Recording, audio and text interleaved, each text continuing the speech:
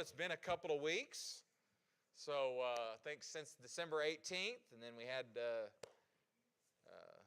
Christmas Day, and then I know last week you were blessed with David, and always does a good job, I know. So you're back to the regular guy. So I hope good or bad or whatever.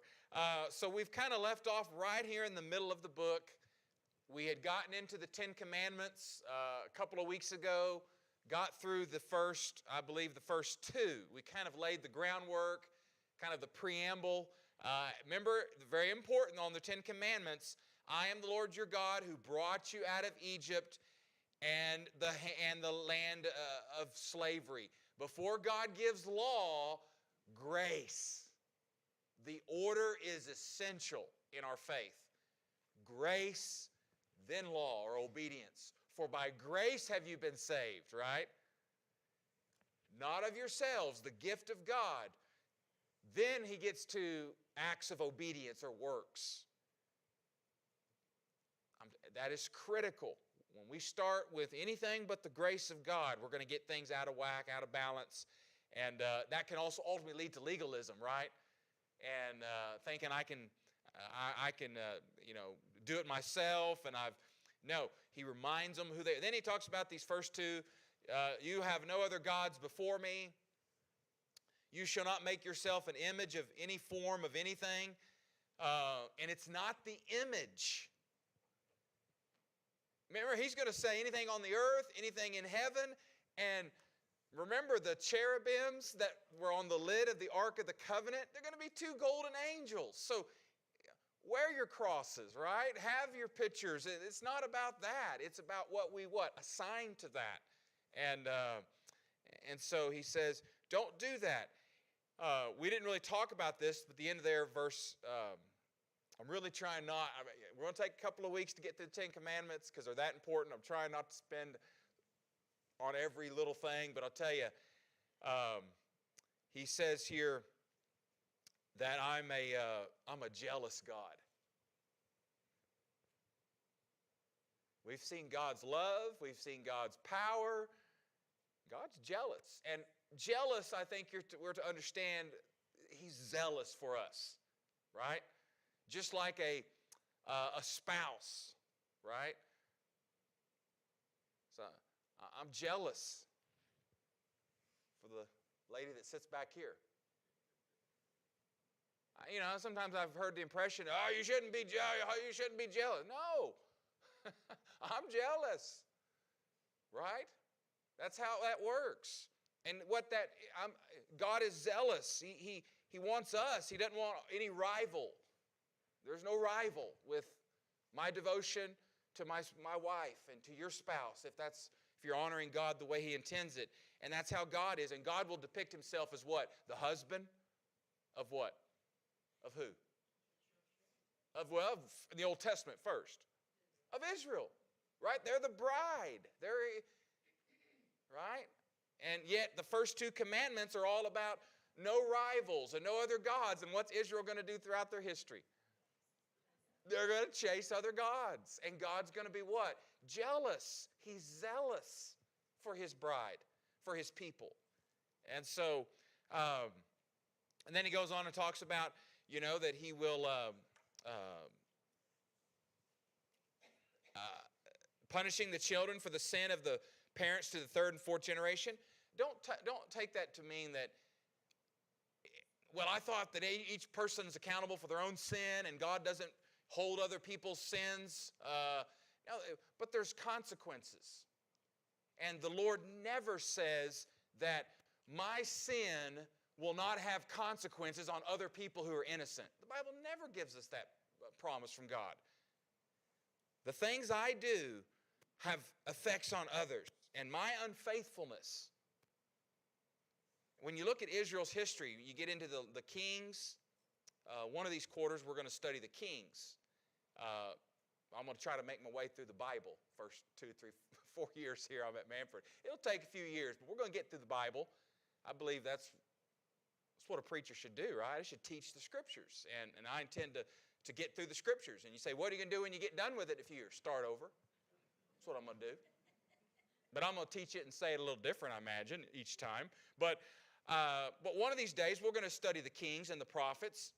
And when you study their history, idolatry and unfaithfulness usually takes about 2 or 3 generations to get rid of, if you notice that in Israel's history. What's a generation? 20 years? 2 is what? 40? 3 is 60 years. You're on what? The grandkids at that point? Maybe the great-grandkids at that point? It's big time. Unfaithfulness. And so that's what he's talking about. But then he's going to show what? If we're faithful, showing love to what? 1,000 generations. Boy, that 1,001 generation, they're just left out, right? No. It's ongoing. Ongoing. Okay, so let's get into command number 3 here. See if we can knock a couple of these out here. And then I want to try to finish it next week if we can. All right, third commandment is verse 7. You shall not misuse the name of the Lord your God, for the Lord will not hold anyone guiltless who misuses his name. So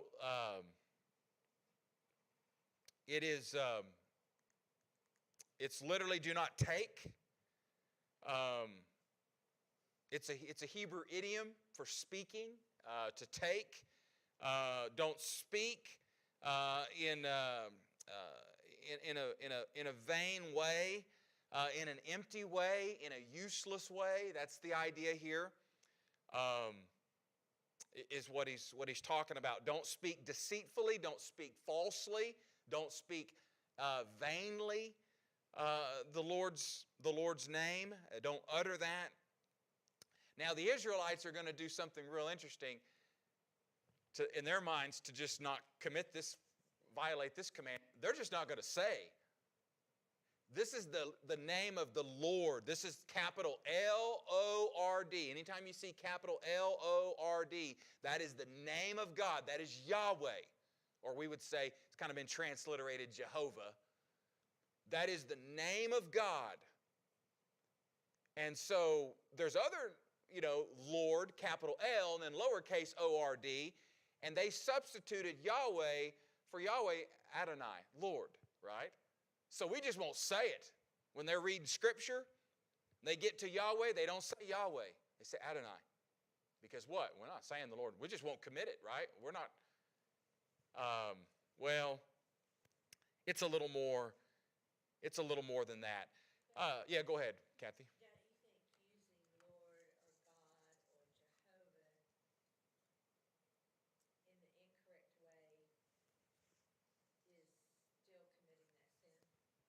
Yeah, absolutely. Yeah, absolutely. Oh, yeah, absolutely. There's first a legal setting to this. It's kind of the, obviously the idea. The Jews would, the idea there would be, swear to God, swear to heaven. We still, kind of do that in our legal system. Do you promise to tell the truth, the whole truth, and so help you God? Right? And then they proceed. Of course, we say that oath, and what happens down there at the courthouse? People lie through their teeth. What's amazing? I love, but I watch those shows and things when they know that they're lying, and even the person who's being interviewed sometimes know that they know that they're lying, but they'll just keep lying. You ever seen that on those documentary shows with those tapes? And they got them grand jury, they got the subpoenaed, they got and they're lying to them. They're lying to the detectives, the FBI, and they know it. It's just, but boy, I made that oath, and so now I can proceed to lie, I guess. So obviously, that starts with that. This kind of don't hide behind God's name. People will do that kind of an application, gets a little bit into what Kathy was talking about, maybe. I've heard people say, well, obviously, I swear to God, they'll do that. But they'll also use other, I swear on my dead grandma, I'm telling the truth. Anybody ever tells you something like that, they are lying. I just assume they are lying. tell me dead grandma or my child or my, don't do that. I'm just not going to believe anything you say. And so we kind of, again, but obviously with the name of the Lord, they will do that. Of course, Jesus taught us, you remember in his disciples' prayer that he taught, our Father in heaven, what? Hallowed, holy, sacred is your name. And so, respect for God's holiness. Don't use God's name vainly, in a useless way. And so, this would be the idea. Our everyday speech matters, the power of our words, right, when it comes to the Lord in this regard. You know, when you look in the Old Testament on several occasions, God's going to talk about in places like Isaiah 52 and Ezekiel 36, my name has been profaned. You've profaned my name. Now here's how they did that. They were worshiping God, they were praising God in the temple, but then they'd go out on the work day in the marketplace, and how would they act? What would they do with their neighbor? They'd cheat, lie, right? Take advantage of them. Now, don't get me wrong. And the worst is with children. You know, I even probably did a little bit of that at VBS, but I'll usually correct kids when they take the Lord's name in vain. So if I do that to your kid or grandkid, I'm sorry. Now I'll do it nicely, like, hey, let's not talk about God like that, right? Because it's just, you know, do what? Yeah, I do. And I've only been confronted on it a couple of times over the years, and I just kind of smiled and said, I'm sorry. You know, your kid, let's not say that. Oh my, right? Oh, to hear that from a child. And so, and adults do that as well. But you know what? What really I think also gets God under his skin is when we proclaim and praise his name like we're going to do this morning, and then we go out there and we don't live it. We don't act accordingly. We're profaning. We're claiming to be a Christian, but we don't live it. And so there's a lot of different ways to, I think, kind of abuse God's name, so to speak. It would involve things, swearing, falsely, emptiness, curse, an exclamation point. People will use it in those. You know, you heard someone use it as an exclamation point. You know, I'm not going to give examples, but you know, oh my. And how about this? They use it as a weapon. You know what they'll say. G-O-D, right? And then they'll add something to it, right? They use it as a weapon to curse someone. Anyway, there's the way we use God's name, we should use it in worship. Psalm 29:2, that his name would be glorified. That's throughout the Bible. God's name is to be what? Praised, glorified, honored, revered. And that's how we want to take up God's name. God's name is also used with authority. Whatever you do in word or deed, do all to what? By the name of the Lord, right? That which honors him, that which comes from him, his authority. How about salvation? There is no other what? Name under heaven given by which we would be saved. Again, integrity. 2 Timothy 2:19, listen to what it says.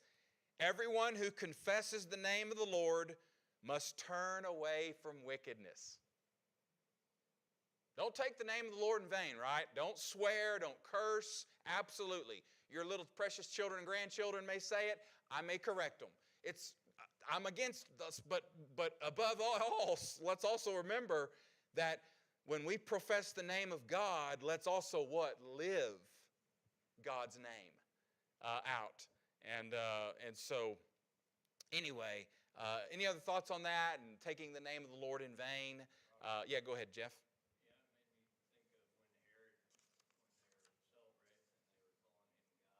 Oh, yeah. Yeah.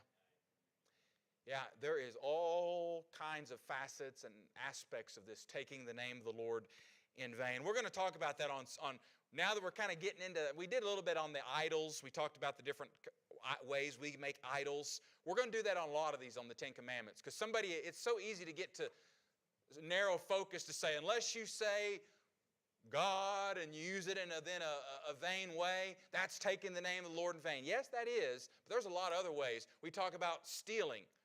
Well, unless I go in and physically take something, or unless I physically kill, maliciously take someone's life and murder. No, there's a lot of other different ways to do that. And yeah, Jesus will show the ultimate intention behind these commands, we know, in the New Testament. So we'll also hit on that a little bit. But don't take the name of the Lord your God in vain. All right, look at the fourth command.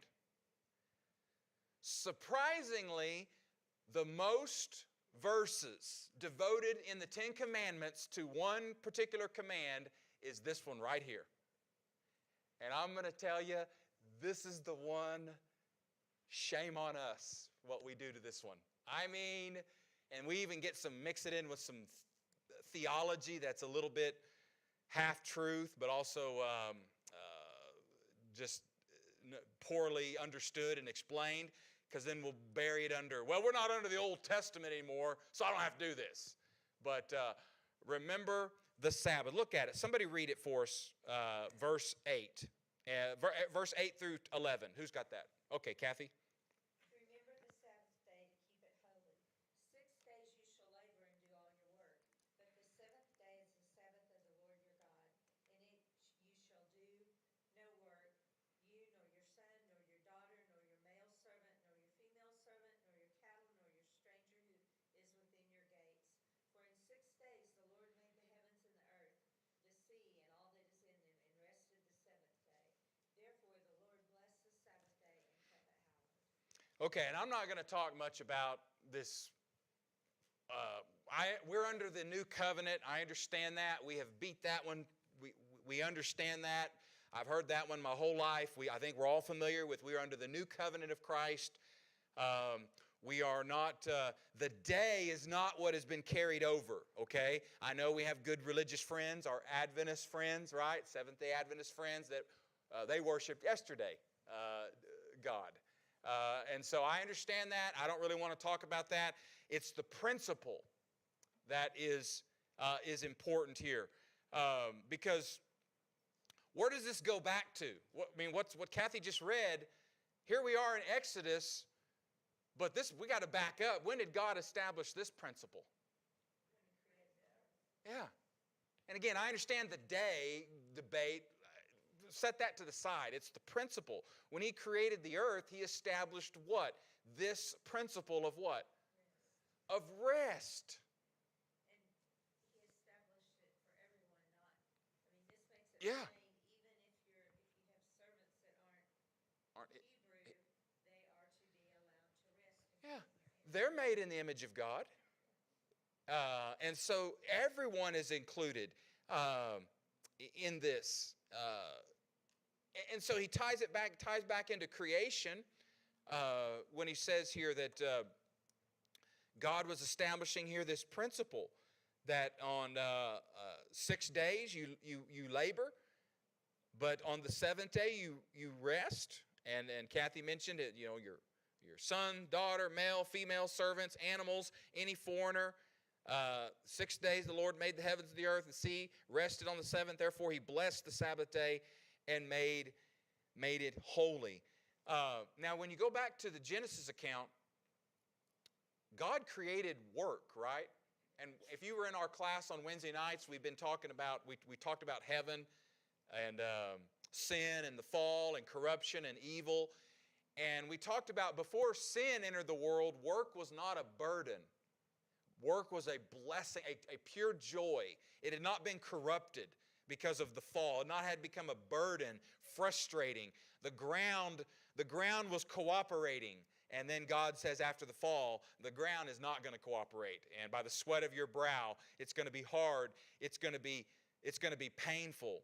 But God created work and productivity, but He built within that this principle of rest. Well, why does God have to command us to rest?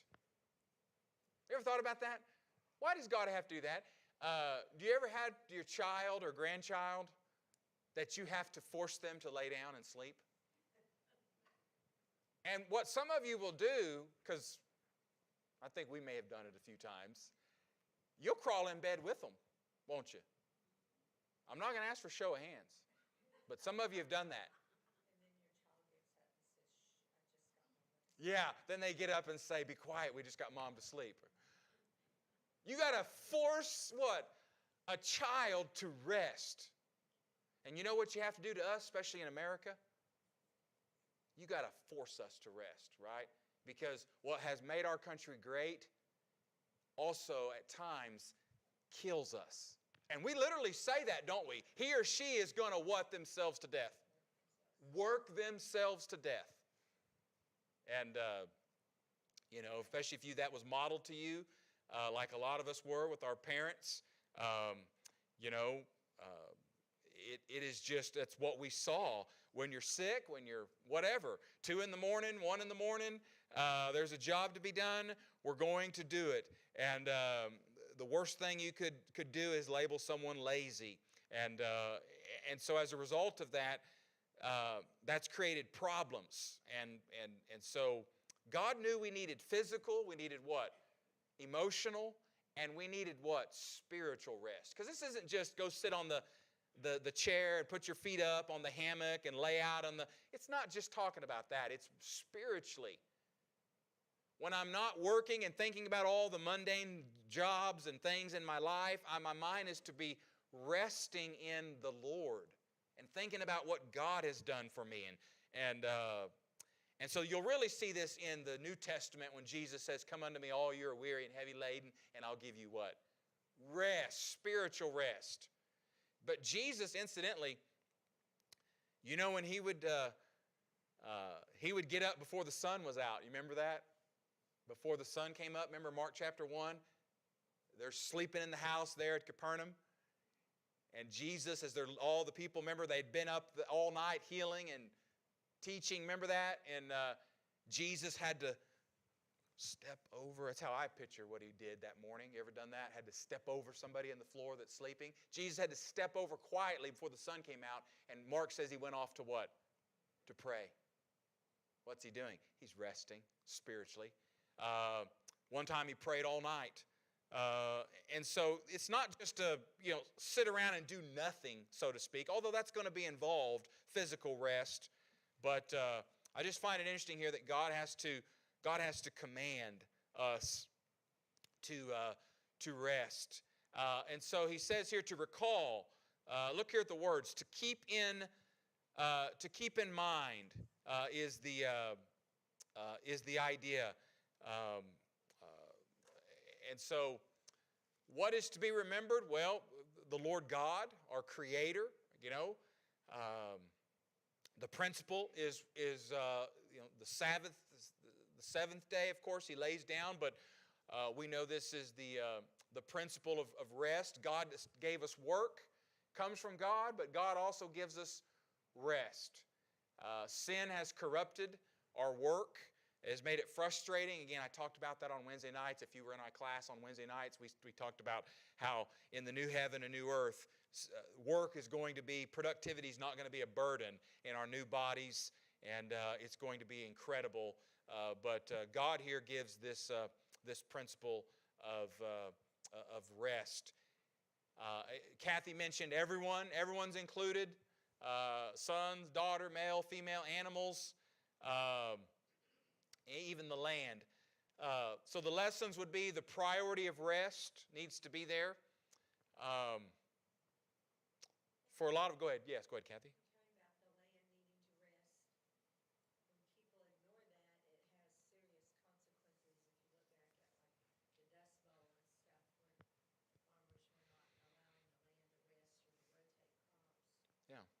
Yeah, it's all a part of that environment that God has created that He knows it needs. The seasons, we need seasons of life. We need periods of rest. And every week, God commanded, God put that in there for us to. Now, again, a lot of times our rest is to do more stuff, be more busy doing other non-work, quote, right? It's not my work job, but maybe I'm out working all day, right? And I'm working with my hands all day. And so, for a lot of us, that may be how we get rest. But we need time to unplug. We need time to unwind, and especially spiritually in the Lord, we need to have that. Even lunch. This gets into people's lunch break. Someone says we're going to have a working lunch.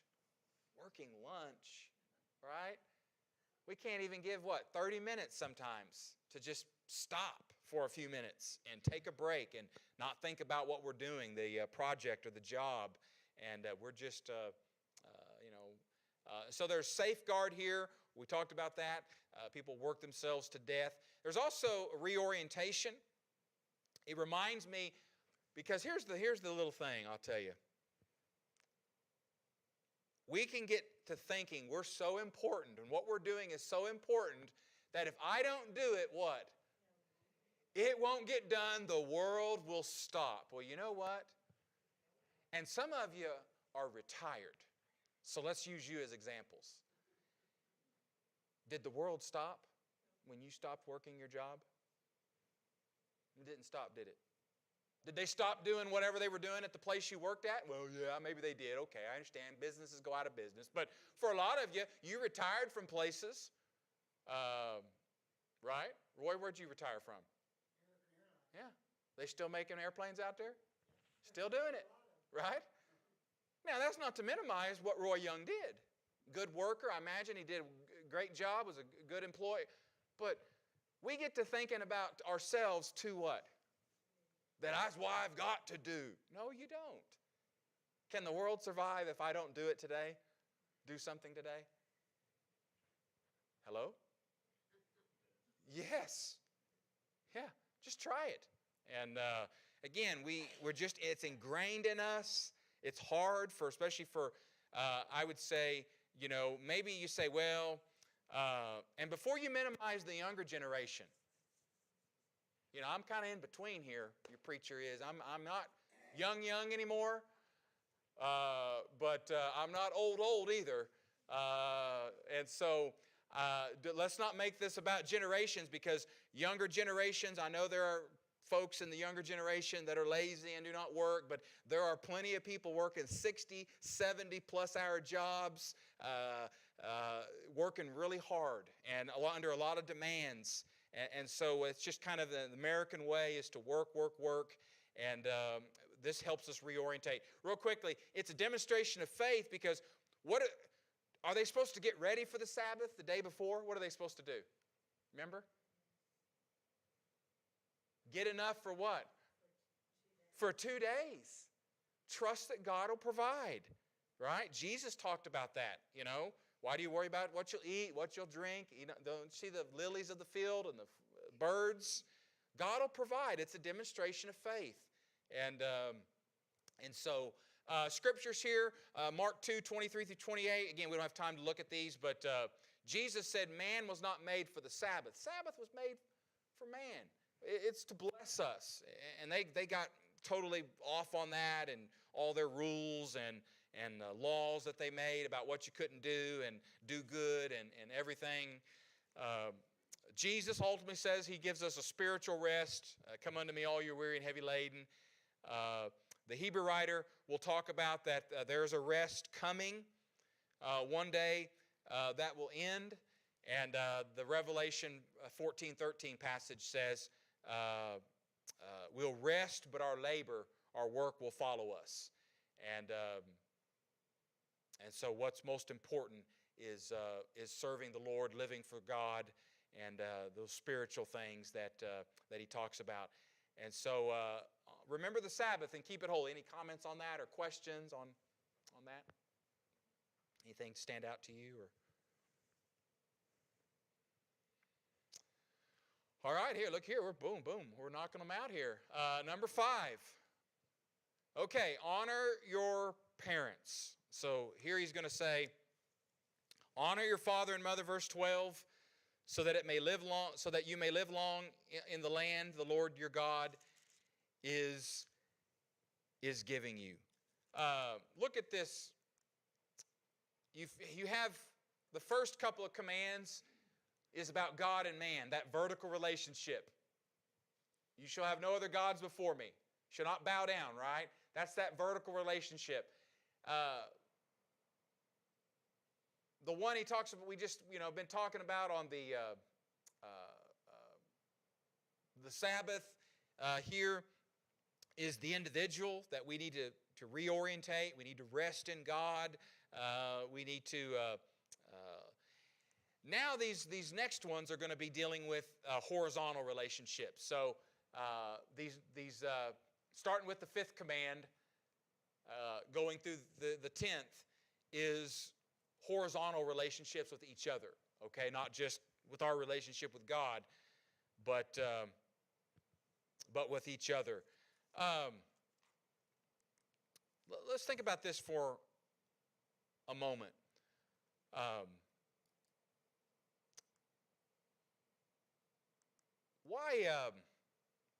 Why is this one so important? He's going to talk about that it's going to be a foundation to your life. What's he say? So that you may what in the land? So that says this is going to be a foundational command. Honoring your parents is going to bless your life, cause you to leave and live long on the earth. Why is this one so critical? Why do you think that he would say that you'll live long, that this will be a blessing? What is it about honoring your parents and this one right here that maybe ties into this? Our relationship with what? Okay. You have to learn to obey. You learn to honor. You learn to respect. And who are the first people that we normally learn that from or get to learn that from or demonstrate that to? Your parents. Now, he's going to talk about the next few commands, again, with each other. He's going to talk about what? He's going to talk about murder and adultery and stealing and false witness and coveting. But it kind of flows out of this one, the 5th command. Because if I don't learn to honor and respect my parents, right, why would I honor you? Why would I honor anyone else? This one is so critical. And so the idea here is as God creates the family there in Genesis 2, he's the originator of the family and the home and marriage and children. Honor your parents is to hold in high esteem, hold in high regard. Literally, the Hebrew word means the weightiness. What we would say is, I've been influenced, right? And for a lot of us, who was the biggest influencers? And that can even be, unfortunately, I know can be good and bad. Maybe in some negative ways, we were impacted and influenced in some negative ways, even by our parents. But thinking about from the positive, for most of us, who had the biggest impact on us? Whoever raised you. Maybe it was a grandparent. But the importance of this, the foundation. Now, literally, why do you think this is important for them out in the... here they're out in the wilderness, right? They're out in this new territory, in this harsh condition. If they don't learn to honor and listen to their parents, this could literally cost them their lives, right? These children. This is... but beyond that, this is going to be a foundation. This will sustain them. This will be the foundational principle of society. And incidentally, what we see, I think, in our society is the breakdown of the family, right? Where's that often start? With relationship with parents, with mom and dad. God does that a lot because He wants us to respect and be a part of the family. The family structure is where we find a lot of support in Him. Yeah. It helps so much for the family. Yeah. It forms, it shapes the person that we are. Again, good or bad, that God gives us. So what would be some ways that we would honor our parents? Let me give you here. I got a list, but what are some things what's that look like? think of scriptures that come to mind, or even, but what are some, yeah, Ivana? Okay, yeah, well, absolutely. The emphasis when we're young on honoring your parents is on obedience. Now, that's not the only thing, but that's a big part of what it gets down to is that, and by the way, God's not just saying this for the children, right? This is for the parents. This is for the adults. They need to hear this. And so, but yeah, Ivana, this is the beyond just obeying when we're under their authority. This would be to honor them and to take care of their needs as they get older. And absolutely, and we'll come back even to that in just a second. So yeah, honoring your parents and taking care of them as they get older. Other things come to mind. Go ahead. Not dishonoring their name. Yeah. Others, think about. I think it's a matter of respect for your parents. Mm-hmm. Respect for your parents, yeah. What did we just talk about earlier with our speech? Right? I mean, the way that, kids talk to their parents. I mean, we got teachers in here that could tell you. I mean, just the idea of cussing at your parents. Dead. I would have been dead. I mean, and I'm just saying then you throw on the profanity and the kind of words that some kids say to their parents. I mean, I'm not talking about just a general, all kids are going to be disrespectful at times, and we were, and smart mouth, and I understand, but you've seen kids just flat out just cuss out their parents. And by the way, what are they doing to the teachers now? What have they been doing for a number of years? Well, been cursing them out, and literally some of them bringing weapons and physical violence. And so, how we speak about our parents. Let me give you here some ones that he gives in context. Exodus 21:15, the next chapter. Don't strike your parents. I think that my interpretation, and from what I've read, this would especially be with older, as they got older. I think this was going on in Egypt. And it was so serious that if they did some of these things, they would be taken out and stoned. Yeah. I mean, it wasn't a mild disciplinary action. It was drastic. Yeah. But when you read the context here, I think this was something that's taking place in Egypt. This is what the Egyptians did. Don't know how much of this had rubbed off on the Hebrews, but God's going to make it real clear. You don't put your hands on your parents. And I believe in principle you do that to your siblings. And so don't strike your parents. Don't curse your parents or swear your parents. How about their teaching, their advice? Proverbs 1:8-9 and Proverbs 13:1 says, the wise child or son listens to the instruction of their father and their mother. Now, as you get older, again, it moves out of obedience, because when we get to a certain age, we're no longer under our parents' rule or authority. And so, now some of you, maybe you've seen that, maybe even personally, where you've had a parent still trying to tell you what to do, right? And that's not good. And so that can be tough. But, as we get older, we still honor them. We still listen to them. We appreciate them. We talked about obedience. That's what Paul talks about for children in Ephesians 6. Children, obey your parents in the Lord. Now, he qualifies it in the Lord, right? It's what honors God, what pleases God. We don't just do what anybody says just because they're over us. We always make sure it honors God. But, and then Ivana talked about the provisions, their needs. And what does Paul say? Uses some of the strongest language that you'll read in the Bible. In 1 Timothy 5, verse 8, if anyone doesn't provide for his own, and there he's talking about older parents, okay? I know we talk about that with a father or mother providing for their children. That's an application. But the context of 1 Timothy 5 is older parents who have needs. And Paul says, instead of letting the church be the ones who first have to take care of that need, he says they're what? who should take care of that? Their children. And he says anyone who doesn't provide for their own, you remember what he says, is worse than what? You believe that? He says you've denied the faith, you're worse than an unbeliever if you don't do that. And so it's serious business. And so that would be a part of that. And by the way, Jesus, I'll just bookend it with Jesus here. He did that at the beginning of his life. Remember Luke 2 when he gets, now he's not lost in the temple. His parents don't know where he's at, but he's not lost. He knows exactly where he's at. And he must be about his what? But boy, I don't know how you see Mary's reaction. But my initial thought is she's really upset with him.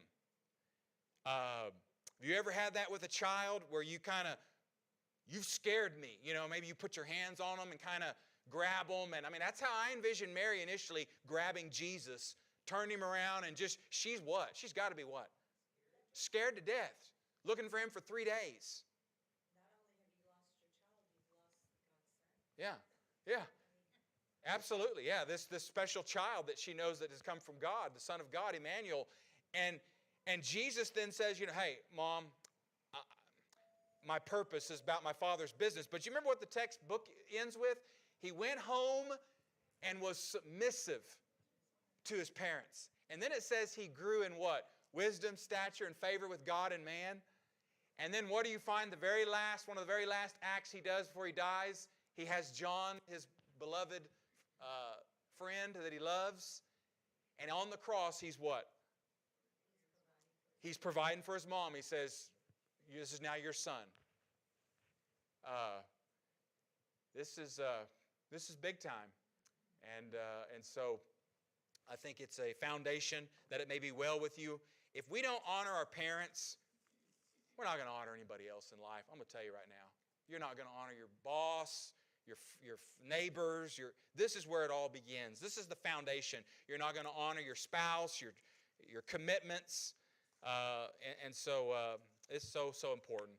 All right, we will pick up. We're going to finish up the last 4 commands. We'll get them done next week. So we got to pick up the pace, but didn't want to just blow.